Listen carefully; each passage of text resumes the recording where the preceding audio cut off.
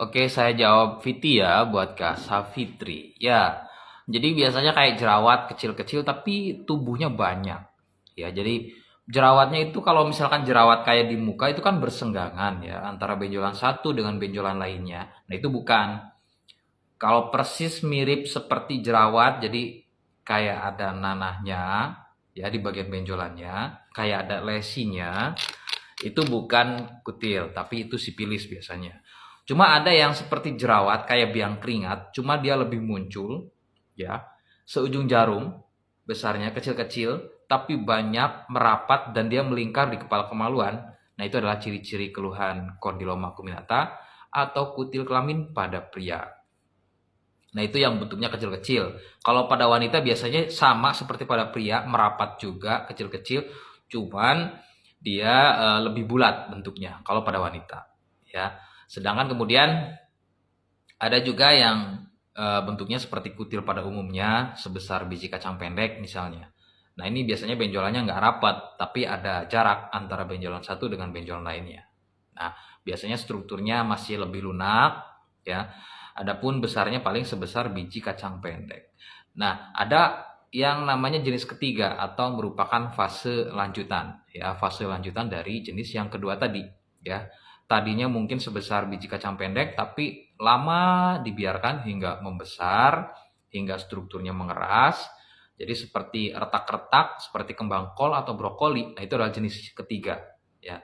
Dan ini biasanya lebih sulit lagi untuk dilakukan pengobatan. Jadi kalau misalnya jual lesi salep, dia butuh waktu lebih lama dibanding yang misalnya untuk ciri yang pertama dengan ciri yang kedua. Nah, ada yang berjonjot-jonjot, kemudian bentuknya lebih besar, ya. Kemudian ada yang pipih, ada yang lebih memanjang, mirip seperti jengger pada ayam. Nah, itu adalah kutil kelamin juga. Kenapa kondiloma acuminata atau kutil kelamin itu juga disebut dengan jengger ayam? Karena ada salah satu ciri-ciri dari keluhan kutil kelamin ini ada yang mirip dengan jengger pada ayam. Jadi bentuknya pipih, berjonjot-jonjot, bergelambir gitu ya, mirip seperti jengger pada ayam.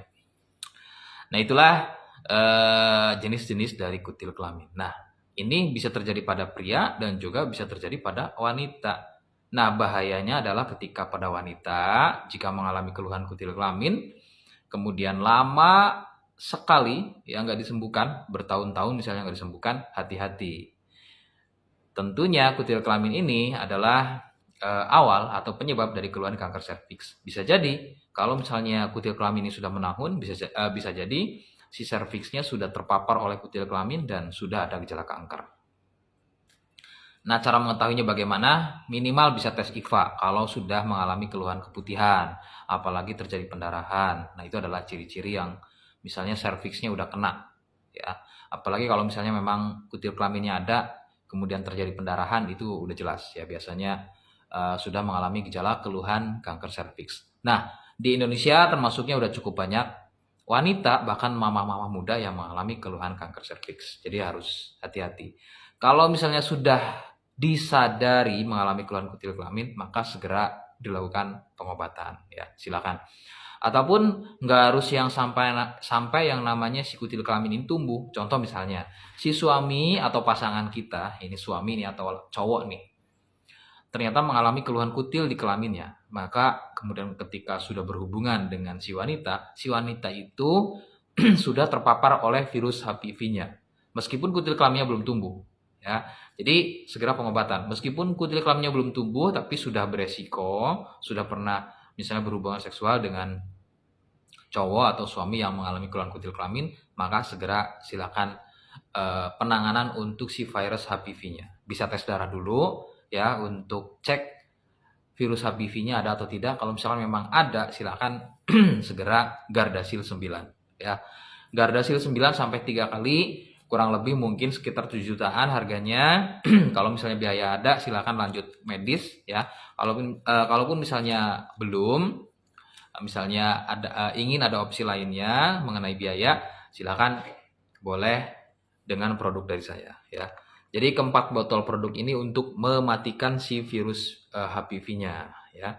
Nah, salepnya juga ada kalau misalnya kutilnya sudah tumbuh. Ini salepnya ya. Jadi penanganan luar dan dalam. Kalau misalnya mencurigai kutilnya belum tumbuh tapi virusnya masih ada dalam tubuh, maka cukup dengan produk dalamnya aja. Ya, jadi paket dalamnya Gangjigosia, kemudian kapsul beda dan PPK. Jadi keempat botol produk ini untuk fokus ke virusnya biar nggak tumbuh lagi.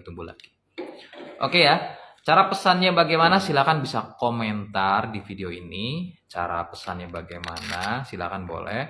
Atau boleh DM, konsultasi via profil. Di sini ada kontak saya. Silakan bisa catat kontaknya.